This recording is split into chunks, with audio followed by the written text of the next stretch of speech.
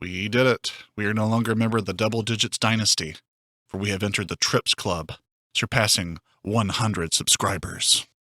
So thanks for listening to me ramble and complain. And here's to the next 100 more.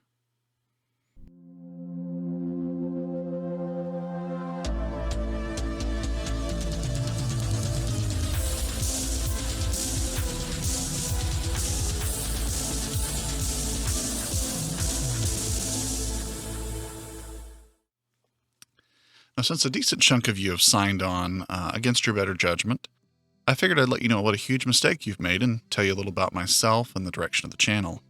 First, a little rundown of my artistic journey to being a try-hard YouTuber. I've always loved writing and drawing and went to school for creative writing and film production in college. I got into comics early after reading the very first Calvin and Hobbes collection on my parents' bookshelf and have since acquired quite a selection of singles. I grew up playing PC games, but I never got into it hardcore until my brother and I bought an Xbox around 2004, and I've been an Xbot ever since, although I've also played most of the exclusives from the PS3 and PS4 era. I watch movies or TV shows daily, and am prone to bloviating about them on my new channel High Functioning Flicks, so go sub there if that's your kind of thing. I'm also a big basketball and football fan. My basketball life informs my approach to the channel, actually. In high school, I joined a competitive team that was comprised of all the best recreational league players in the area. Spoilers, we were never as good as we should have been, but several times we tried to change that. We hired a personal trainer for a one-day workout to see if this would be a good fit. And it was pretty intense, but I thought I kept up pretty well, and I went home thinking, I nailed it. I think we did good. And then I heard secondhand the evaluation that had been given to me. The personal trainer said that I had talent, but lacked mental toughness. I thought I'd kept up just fine, and I didn't sense any bad blood here, just someone trying to be impartial and helpful as he had been hired to do so. And so I took it seriously. It still rings in my head from time to time, I have to say. And not just because I'm insecure, but because he's right. I too often try to do just enough work so I can coast, and sometimes the only thing that makes me industrious is the promise that if I get a lot done now, I have a much longer window to do whatever I want later. My laziness is my motivator. So even though I don't think I gave off the vibes I was being called out for, I couldn't argue with the conclusion in general. Now this relates directly to the insecurities one can have when starting a performative endeavor like YouTube, especially if you're like me and really hadn't written or edited anything for nearly a decade after school ended. But as of early 2020, I was severely burnt out by my desk jockey job and I needed an outlet. When I was sent home to work in March of 2020, I had a lot more freedom to watch YouTube while on the clock, and I happened upon some big names like G-Man Lives, Grimbeard, Mandalore, The Nth Review, Noah Caldwell Gervais, Skill Up, and more. The more I watched, the more fascinated I was, and the more I wanted to do what they did. After teaching myself for months to find the perfect equipment and the basics of how to make video reviews, I finally mustered up the courage to make and release my first video in July of 2021, a short review of Into the Gloom, a game whose short length I thought would be easy to comprehend and edit. It still took me probably 40 hours just fixing and re-recording footage as needed and coming up with creative ways to blend really rough footage that I did have in ways that you hopefully can't notice. It was tough for a newbie like me, but I knew that it was something I had to get started on or I'd regret it for the rest of my life. I had to be mentally tough and let go. Thus began one of the most fun periods of my life so far. I started this channel back when I was living in a really trashy neighborhood that, no joke, had a guy who shot someone with a crossbow, and another instance when we saw 18 DEA cars drive out of the far end of our neighborhood after a drug bust. Me and my wife and our 2 cats moved to a much better and more comfortable area that has been a great boon to my creative life, among other things. Now, I regularly obsess over my next project, whether I'm writing while at work or editing late at night. But what the outlet gave me was primarily a way to redeem all the time that I'd spent glued to a screen gaming in years past. Before I found PC gaming again in 2020, I was actually at a bit of a loss for which of the 200-something games on my Xbox I wanted to replay and just couldn't justify one massive undertaking over the other. Having to go in with the mindset now that I can turn anything I play into something interesting and useful and hopefully entertaining totally revitalized my interest in replaying games I love but had been intimidated to get back into. Plus, I'd gotten excited about finding new games and recommending them to others. And as many times in my short YouTube career of feeling very rusty and needing to find my own voice and my niche, I happened upon an unlikely piece of inspiration that helped me as I got this channel off the ground, and it has consistently reminded me of why I must keep going. That inspiration was Dimitri Lozovoy.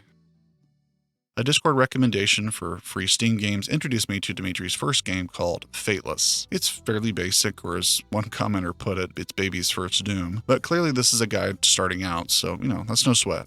It's about 45 minutes long and features Dimitri's own music that he's posted on his YouTube channel. The game features pretty simplistic levels, and the action's pretty straightforward, with some basic enemy animations and some charming outros at the end of each short level. It's clearly the guy's first major outing, and all that's been publicly released except a tank sim and an alien spaceship shooter game he's previewed on his YouTube channel. But I enjoy being on the ground zero and seeing someone improve from a beginner's level, just like I'm trying to do now with YouTube. His auteur approach intrigued me, and I found that he had presences on YouTube, Rumination, bandmix.com, and several other places. Not only did he play music for fun, and also in local Brooklyn area joints, he showed a knack for animation and even posted video essays on topics such as how unrequited love plays out in a prosperous modern society where you have less to give because people already have so much, how mirrors contribute to self-esteem and affect sexual selection, and even some tips on how to get a girlfriend. How to get one girlfriend.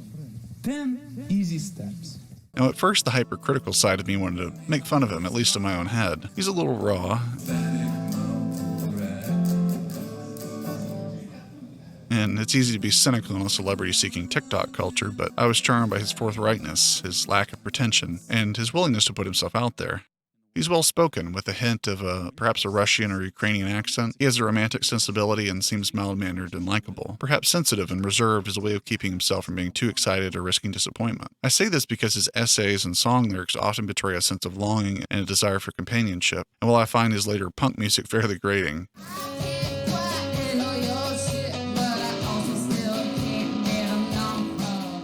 his older bachata bolero compositions are quite beautifully written and performed and, well, moving. Now, you might be wondering, why did I pay so much attention to this random game developer, especially if I didn't think he was some kind of prodigy? Well, initially my research began out of empathetic curiosity to see someone raw try and make their splash. But as I tried to paint a clearer picture of just who he was and what he was up to recently, my search led me to the last place I expected to go.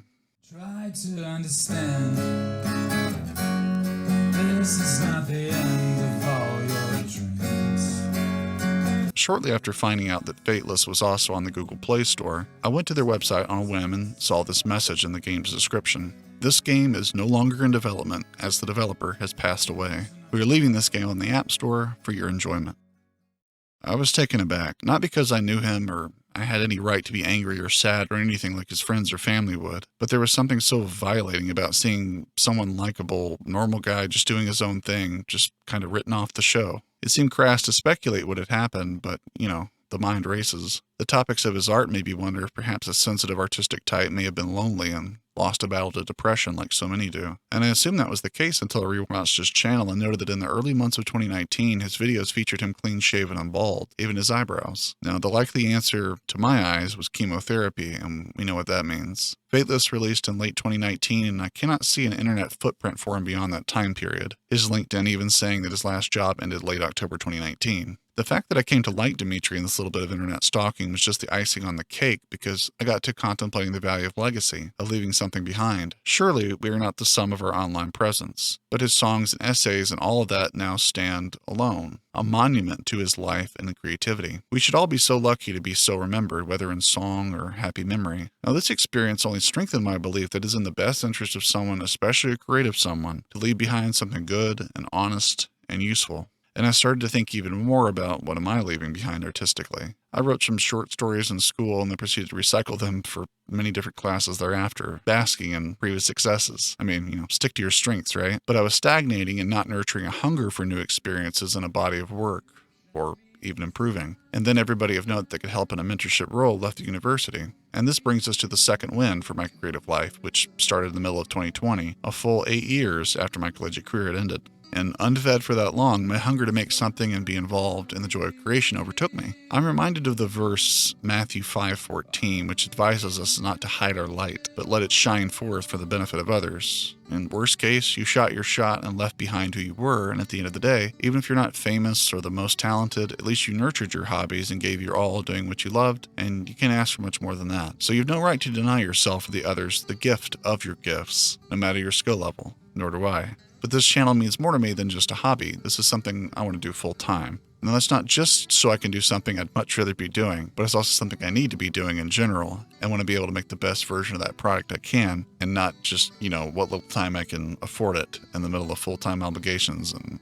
all that. It'll take a while to get there, quite a while if my math checks out. And that's okay, because the path is clear and I'm ready for it. Expect to see a lot of smaller projects released intermittently, as I'll be working on my biggest project yet. That'll be taking the lion's share of my time. So yeah, thanks again for getting the channel this far and, ever closer to world domination. I mean, monetization.